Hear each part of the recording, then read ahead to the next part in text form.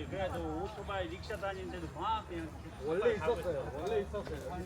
그래요? 네, 기보장 조로 있는데 걔가 맞아요? 제가 맞아요. 뚝뚝이도 타고 오토바이 타는데 응.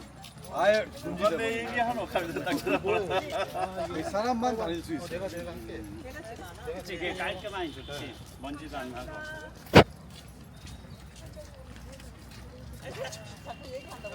야 나와라. 누가 내 말을 하노? 가면서 딱 보인다 저는 뭐. 쟤네들 조심해야 돼 원숭이. 네, 선대로 오늘 쌀 뺏기면 안 돼. 오늘 쌀 사. 과자 뺏기면 안 돼. 저 혹시 탕탕 어이구야, 저 뭐가 되게 두릉두릉하다 저거는. 많아요, 원숭이. 순놈이 같다.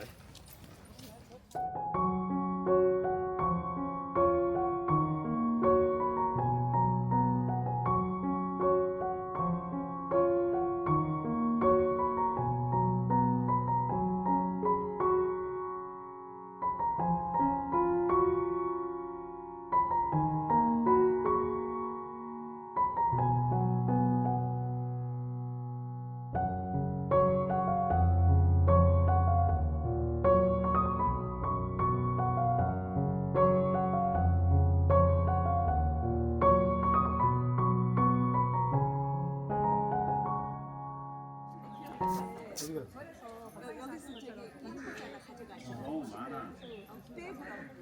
그걸 빼. 여기 제가 모자 있는 이쪽에 넣을 테니까 여기다가 해주세요. 그러면은 이쪽에 하나 없다. 여기. 하나 딴 쪽에 옮기고. 딴 쪽에 빼서. 그래서. 아예 웃기죠? 아니. 모자는 좀 그렇다. 그죠? 아 그럴까요?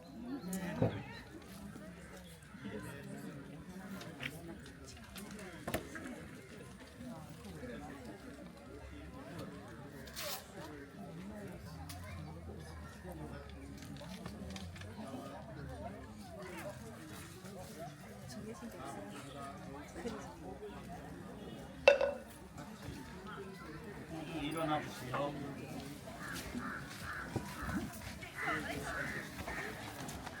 자, 저희들이 부처님 4대 성지 중에 한 곳인 룸비니에 왔습니다.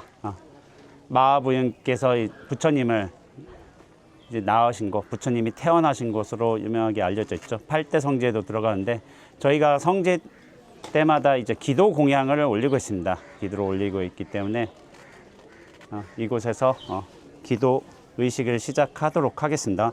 먼저 삼기가 있겠습니다.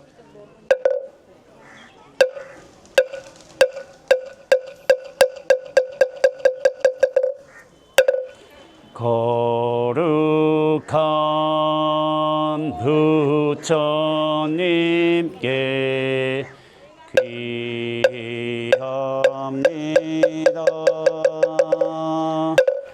거룩한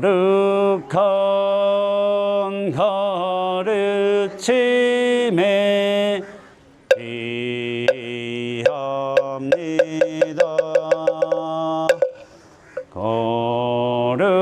거룩한 스님들께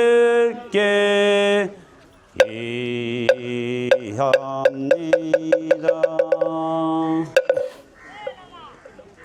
약간씩 몸을 틀어서 우리 마하대비 사원 부처님 탄생하신 것 보면서 반야신경 봉독이 있겠습니다.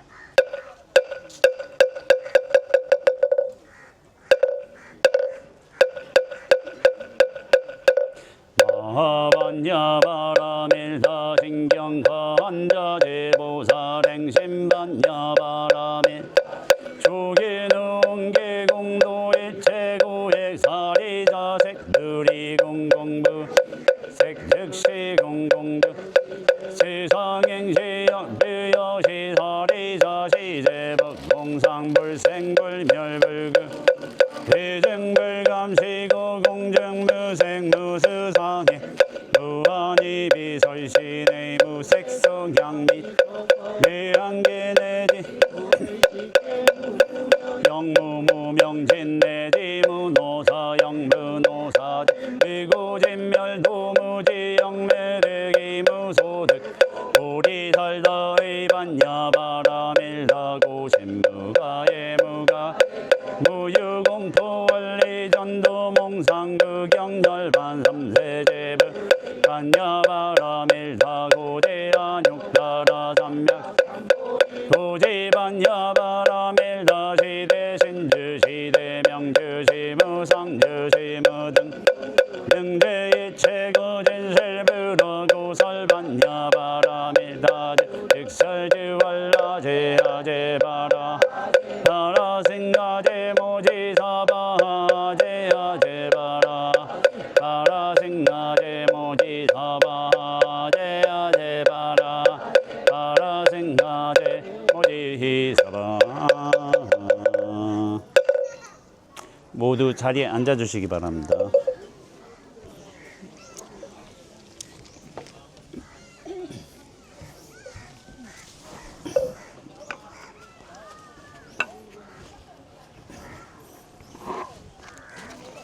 다음은 천수경 봉독이 있겠습니다. 불자 수지 독송집 독송의 뒷면에 나오고 있습니다. 천수경.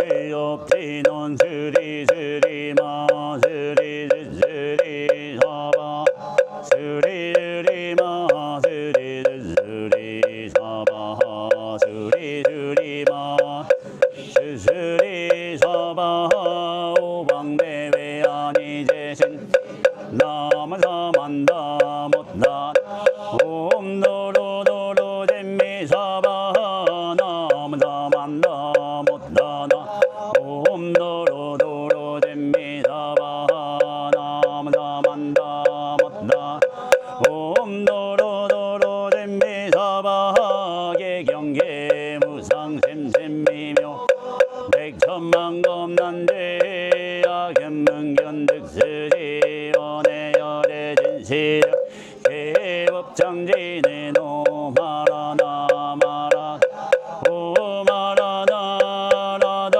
오마라나 마라다 전세천안관자재 상대원만무의 대비시 대다라니게 챙계스관음 대비주 원료공심상호심 천비장엄보호지 천안광면병관조 진실어증선미로 무의심내기비신 송령만조제이 영사멸제제제여 천룡증성동자호 백전삼매도는수 수지신시광명단 수지심시신 쇠쪽질러 원제해 초증보리방편매나금 징성스기해 소원정심실엄마 나무대비간세 원하숙지체배 나무대비간세 원하주드지혜안 나무대비간세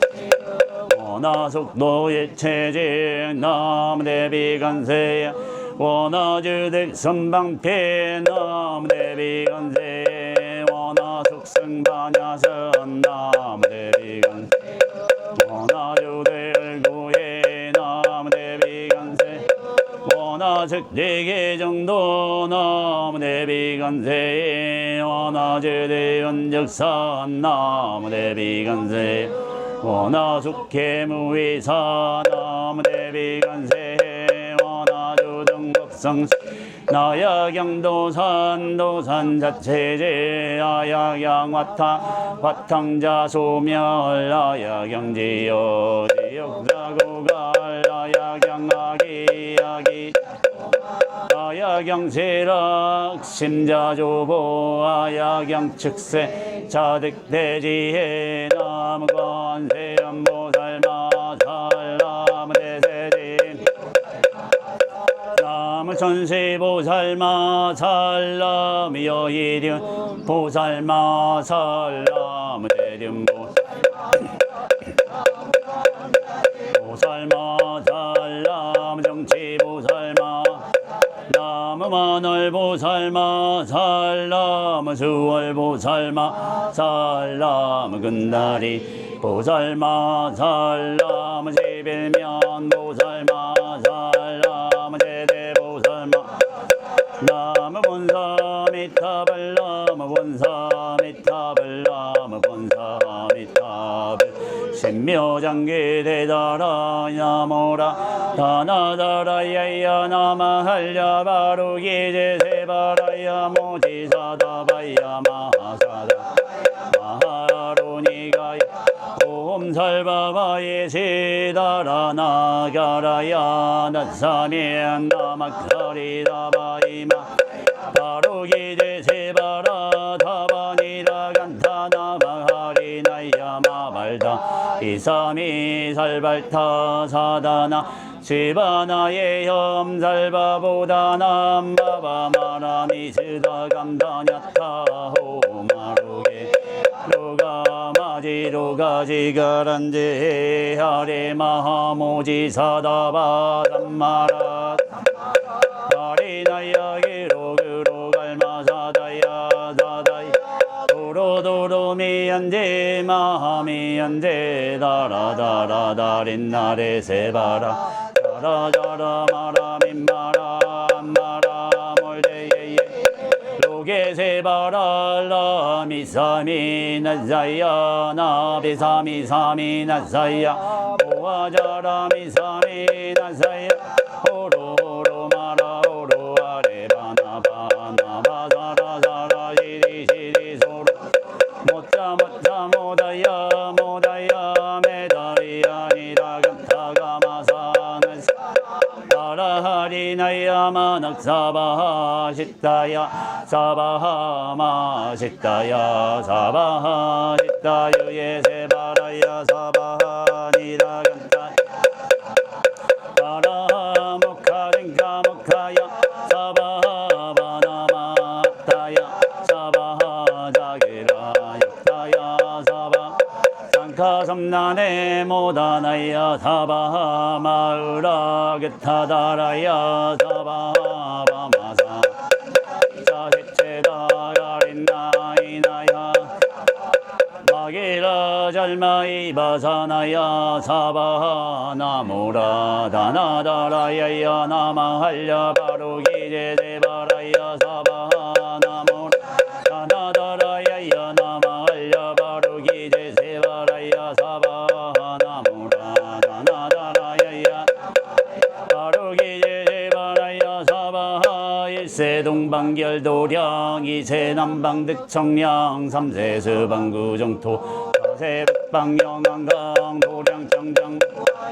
삼모철령강차지 야금지성묘지대 원사자 비밀가호 아석소조대약 개유무지 담진체 종신구이지 일체야경 개참에 남참제압장보승장불보강왕화 염저불체양화자재력강빌백일강하사 진이덕배근강경강 소북해삼빌 보강월점묘음 조낭빌 환희장 마니보적빌 무진양 생항빌 사자월빌 환희장 암주 제보당 마니등강빌 살생증제계미 참회 투도증제계미 참회 남증제계미 망어증제계미 참회 기여증제계미 참회 양서증제계미 악그증제계미 참회 담해증제계미 참회 진해증제계미 치양증제계미 참회 빛끝잡직제 일념돈탕진 여화분고초 멸진무유여 재무자성정징희 시명멸시제양만 제만승멸량